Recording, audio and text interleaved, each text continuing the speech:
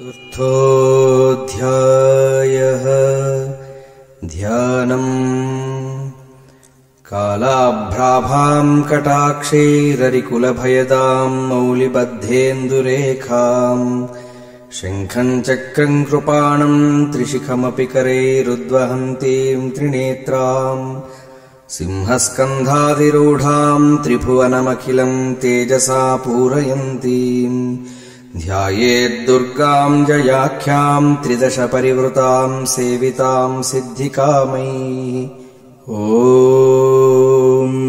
ऋषिरुवाच शक्रादयः सुरगणा निहतेति वीर्ये तस्मिन् दुरात्मनि सुरारिबले च देव्या ताम् तुष्टुवः प्रणतिनम् रशिरोधराम् सा वाग्भिः प्रहर्ष पुलकोद्गमचारुदेहाः देव्या यया ततमिदम् जगदात्मशक्त्या निःशेषदेवगणशक्तिसमूहमूर्त्या तामम्बिकामखिलदेवमहर्षिपूज्याम् भक्त्या नता स्म विदधातु शुभानि सा नः।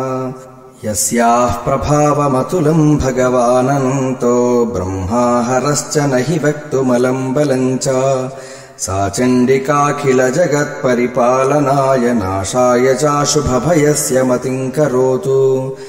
या श्रीस्वयम् सुहृतिनाम् भवनेष्वलक्ष्मीः पापात्मनाम् कृतिधियाम् हृदयेषु बुद्धिः श्रद्धा सताम् कुलजनप्रभवस्य लज्जा ताम् त्वाम् नता स्म परिपालय देवि विश्वम्।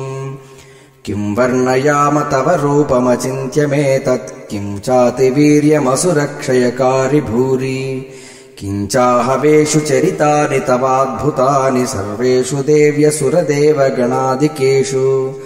हेतुः समस्तजगताम् त्रिगुणापि दोषैर्न ज्ञायसे हरिहरादिभिरप्यपापा सर्वाश्रयाखिलमिदम् जगदंशभूतमव्याकृता हि परमा प्रकृतिस्त्वमाद्या।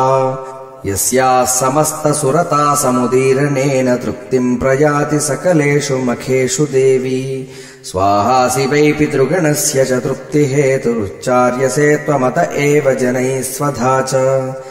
या मुक्तिहेतुरविचिन्त्य महाव्रता त्वमभ्यस्यसे सुनियतेन्द्रियतत्त्वसारैः मोक्षार्थिभिर्मुनिभिरस्तसमस्तदोषैर्विद्यासि सा भगवती परमा हि देवी।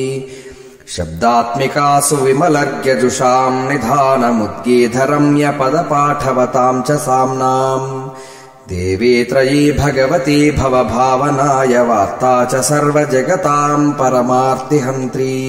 मेधासि देवि विदिताखिलशास्त्रसारा दुर्गासि दुर्गभवसागरनौरसङ्गा श्रीः कैटभारिहृदयैककृताधिवासा गौरी त्वमेव शशिमालिकृतप्रतिष्ठा।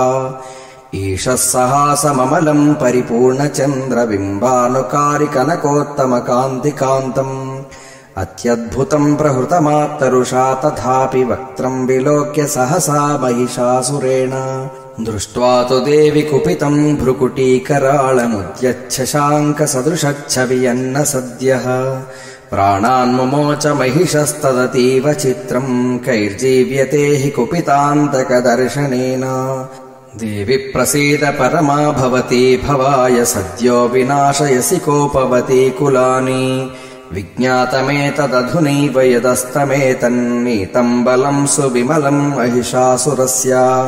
ते सम्मता जनपदेषु धनानि तेषाम् यशांसि न च सीदिति धर्मभग्गः धन्यास्त एव निभृतात्मज भृत्यदारा येषाम् सदाभ्युदयदा भवती प्रसन्ना। धर्म्याणि देवि सकलानि सदैव कर्माण्यत्यादृतप्रतिदिनम् सुकृती करोति स्वर्गम् प्रयाति च ततो भवती प्रसादाल्लोकत्रयेऽपि फलदा ननु देवि तेन। दुर्गे स्मृता हरसि भीतिमशेषजन्तो स्वस्थे स्मृता मतिमतीव शुभाम् ददासि। दारिद्र्यदुःखभयहारिणि का त्वदन्या सर्वोपकारकरणाय सदार्द्रचित्ता। एभिर्हतैर्जगदुपैति सुखम् तथैते कुर्वन्तु नाम नरकाय चिराय पापम् सङ्ग्राममृत्युमधिगम्य दिवम् प्रयान्तु मत्वेति नूनमहितान् विनिहंसि देवी दृष्ट्वैव किन्न भवति प्रकरोति भस्म सर्वासुरानरिषु यत्प्रहिणोषि शस्त्रम् लोकान् प्रयान्तु रिपवोऽपि हि शस्त्रपूता इत्थम् मतिर्भवति तेष्वपि तेति साध्वी खड्गप्रभानिकरविस्फुरणैस्तथोऽग्रे शूलाग्रकान्तिनिवहेन दृशोऽसुराणाम् यन्नागता विलयमंशुमदिन्दुखण्डयोग्याननम् तव विलोकयताम् तदेतत् दुर्वृत्तवृत्तशमनम् तव देवि शीलम् रूपम् तथैतदविचिन्त्यमतुल्यमन्यैः वीर्यम् च हन्तृहृतदेव पराक्रमाणाम् वैरिष्वपि प्रकटितैव दया त्वयेत्थम्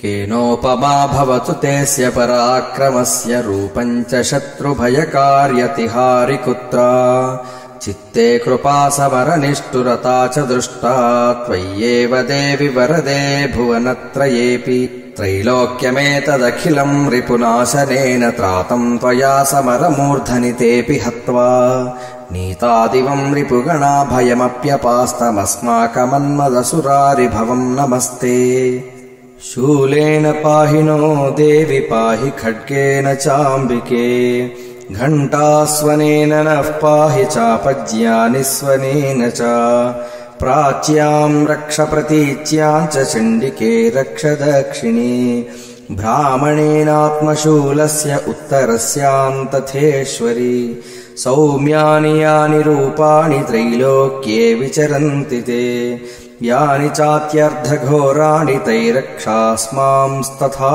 भुवम् खड्गशूलगदादीनि यानि चास्त्राणि तेऽम्बिके करपल्लवसङ्गीनि तैरस्मान् रक्ष सर्वतः ऋषिरुवाच एवम् स्तुतासुरैर्दिव्यैः कुसुमैर्नन्दनोद्भवैः अर्चिता जगताम् धात्री तथा गन्धानुलेपनैः भक्त्या समस्तैस्त्रिदशैर्दिव्यैर्धूपैस्तु धूपिता प्राह प्रसादसुमुखी समस्तान् प्रणतान् सुरान् देव्युवाच व्रियताम् त्रिदशाः सर्वे यदस्मत्तोऽभिवाञ्छितम् देवा ऊचुः भगवत्या कृतम् सर्वम् न किञ्चिदवशिष्यते यदयम् निहतः शत्रुरस्माकम् महिषासुरः यदि चापि वरो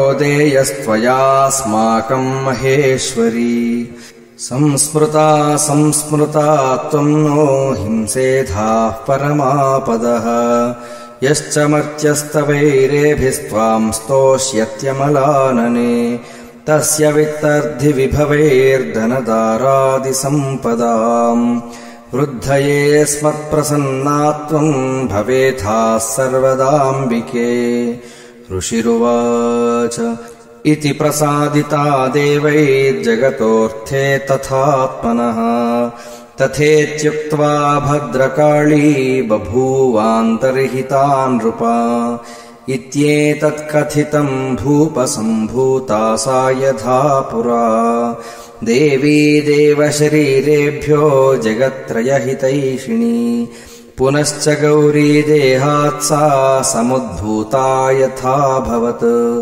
वधाय दुष्टदैत्यानाम् तथा शुम्भनिशुम्भयोः रक्षणाय च लोकानाम् देवानामुपकारिणी तच्छृणुष्व मयाख्यातम् यथावत् कथयामि ते ह्रीं